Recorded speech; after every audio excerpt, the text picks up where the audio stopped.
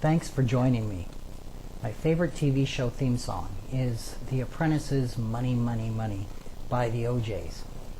On rare occasions, I have even been known to join my 5-year-old son, Davin, in jiving around the living room to it. Well, being the entrepreneur that I am, I enjoy watching the show to see the creativity and management decisions made by the contestants as they're giving these various challenges and hope that they're going to be the ones that land the job with Donald Trump. A recent survey by Pew Research Center, this was reported in the USA Today paper, suggested that many young Americans watch the shows like The Apprentice and other reality shows for a different reason than I do. It feeds their dreams of becoming rich and famous. Now, trust me that I don't have any problem with someone desiring to be rich or famous.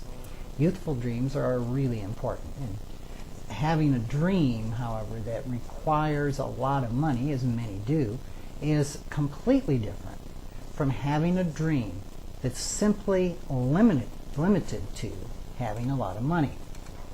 This particular survey by Pew Research found that 81% of those aged 18 to 25 have a number one goal of being rich. The second most important life goal for 51% of the respondents was to become famous. The interesting twist is that today's youth don't seem to want to become famous as an entertainer, a writer, actor, doctor, or something of this sort. Instead, they want to become famous for being themselves, as modeled by many of the winners of the reality TV shows. In 2005, a survey done by Higher Education Research Institute reported similar results, with 75% of college freshmen saying it was very important or essential to be rich. Now, in 1967, only 42% said that being rich was essential. And it's not surprising to note that in 1967 that 86% of college freshmen said it was very important or essential to develop a meaningful philosophy in life. In 2005, only 45% said the same. Now, the fact that 8 out of 10 young adults want nothing more in life than to be rich is troubling to me.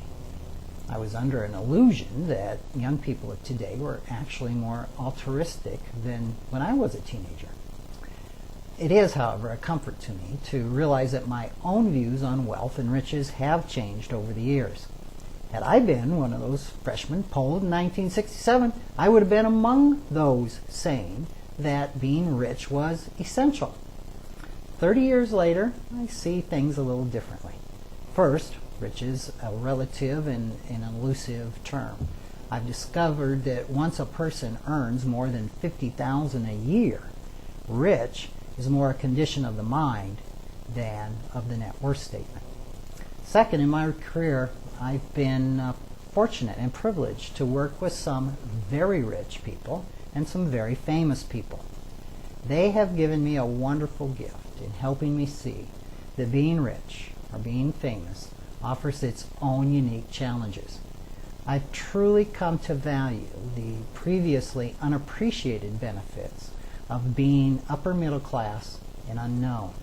And one of those benefits is that I can be loved and accepted for who I am, rather than what I have or what I could potentially do for somebody else. The rich and the famous don't have that luxury. Recently, I was on a plane bound for a meeting in Florida. Sitting next to me was a 63-year-old retired CPA, a man well acquainted with money matters during his career. He told me what a privilege it was for him and his wife to live in the same town with their grandchildren.